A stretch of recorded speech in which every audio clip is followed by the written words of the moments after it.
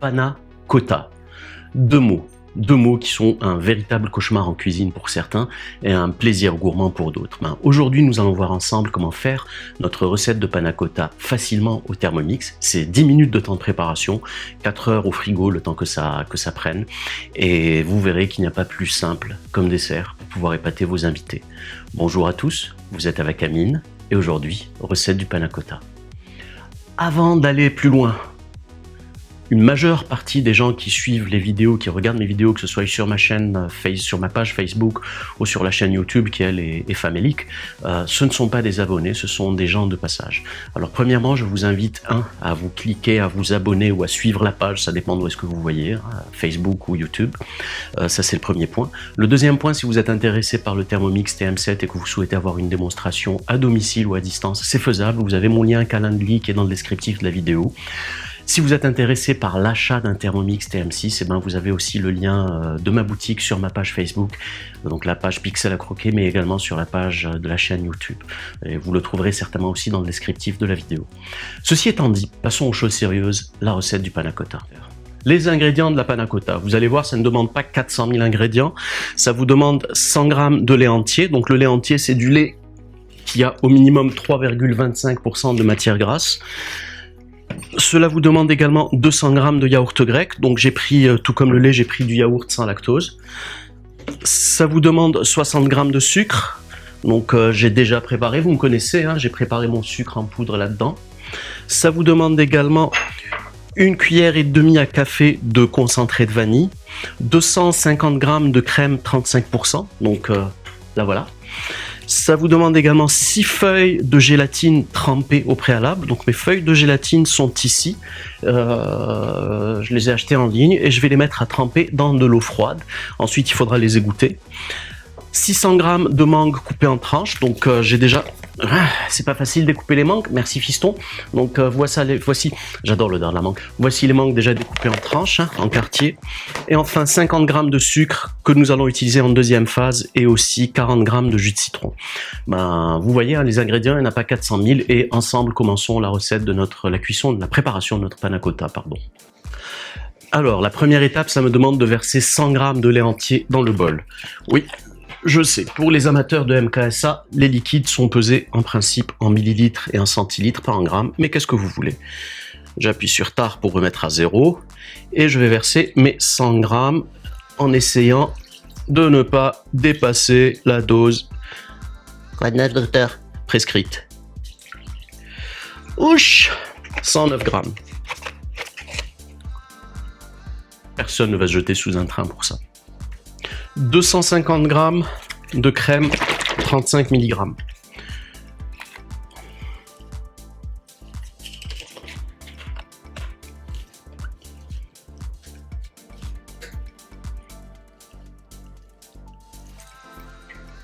voyez, pendant que je verse, ça pèse en même temps. J'y vais doucement, je prends mon temps, j'ai pas envie de dépasser. Écoutez, 249 g. On va s'arrêter là, je remets au frigo. Suivant, 1 cuillère à café et demi de vanille.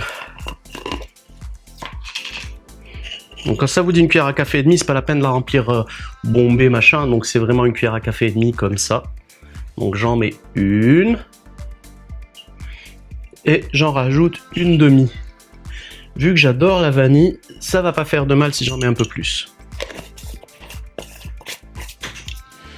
Suivant, ajoutez 60 g de sucre.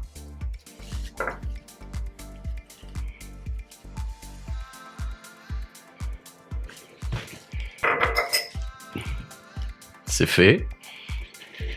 Donc 200 g de yaourt grec, donc comme je vous le disais, lui aussi c'est du yaourt sans lactose.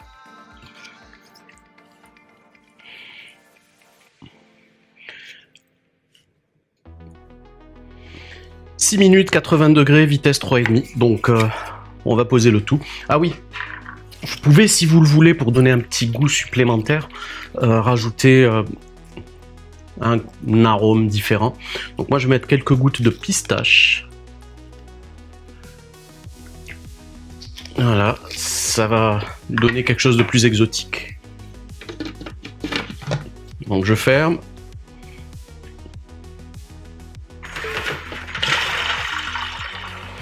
Donc là maintenant c'est en train de mélanger le tout, mais aussi de cuire, de monter la température à 80 degrés. Ça va durer 6 minutes, je ne vais pas vous imposer 6 minutes d'attente. Donc on va couper cette séquence au montage et on reprendra tout de suite après. Donc là, la phase on va dire de cuisson de ma panna cotta, de la base de ma panna cotta a été faite. Donc ça a mélangé le yaourt, le lait, la vanille, le sucre, et ça a monté tout ça à 80 degrés. La suite de la recette, donc ça me demande de placer mes 6 grammes de feuilles de gélatine trempées dans de l'eau froide et égouttées. Donc ça y est, moi je les ai préparées, mes feuilles de gélatine. Donc je les ai égouttées également. Donc là, je vais mettre mes 6 grammes à l'intérieur.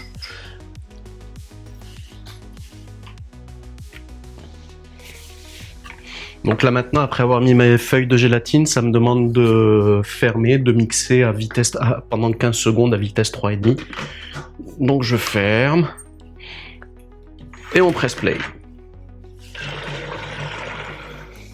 Donc là, ça a mixé, ça a mélangé la base qui avait. Donc là, ça a mélangé la base qui avait été pré-cuite, enfin cuite pardon, avec les feuilles de gélatine. Et l'étape suivante, ça consiste pardon à verser le liquide dans des tasses ou dans des coupelles.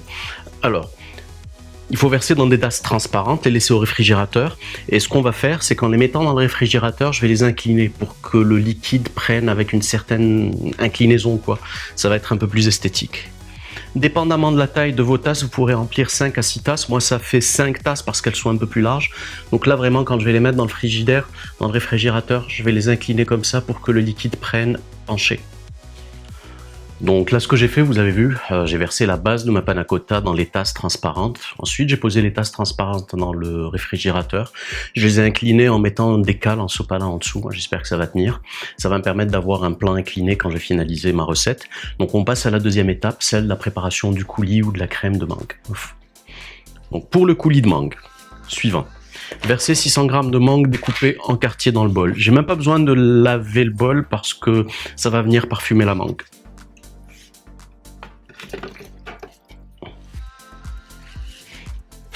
Vous me connaissez, hein, c'est pas au gramme près. 600 grammes, c'est devenu 610 grammes, mais c'est normal parce qu'il y a l'eau de la mangue, parce qu'il y a tout ce qui va avec. Suivant, ajouter 50 grammes de sucre. Donc j'ai préalablement préparé mon sucre, que je vais verser à l'intérieur. Verser 40 grammes de jus de citron dans le bol, donc j'ai préalablement préparé mon jus de citron là-dedans. Donc l'étape suivante, ça me demande de le passer à 50 secondes à vitesse 9. Donc ça va vraiment venir hacher menu ma mangue. On démarre. Donc là, pendant 50 secondes, ça a haché menu ma mangue pour faire mon coulis de mangue. Ce que je vais faire, je vais vérifier la texture. Si la texture est suffisamment fluide, on va dire, si elle est suffisamment lisse, voilà, pour utiliser des termes plus cuisine. Donc si la texture est suffisamment lisse, je m'arrête là. Si je vois que la texture n'est pas suffisamment lisse, vous savez, la mangue, hein, c'est un peu filandreux à l'intérieur. Ben, je peux donner un deuxième coup de 50 secondes, mais juste avant, je vais racler les parois du bol pour m'assurer que tout descend au fond. Oh mon Dieu, oh mon Dieu, oh mon Dieu. Écoutez, franchement, je vais vous montrer le résultat. Je n'ai franchement pas besoin de venir mélanger une deuxième fois. Hop là, on prend le bol. Ben, regardez le bol, hein, et regardez la texture obtenue. C'est vraiment super liquide, c'est vraiment un vrai coulis de mangue. Le parfum est divin. À chaque fois, je vous dis, ça sent le paradis. Ben, ça aussi, ça sent le paradis. Je pense que la mangue, si c'était un fruit plus facile à découper, il détrônerait la banane.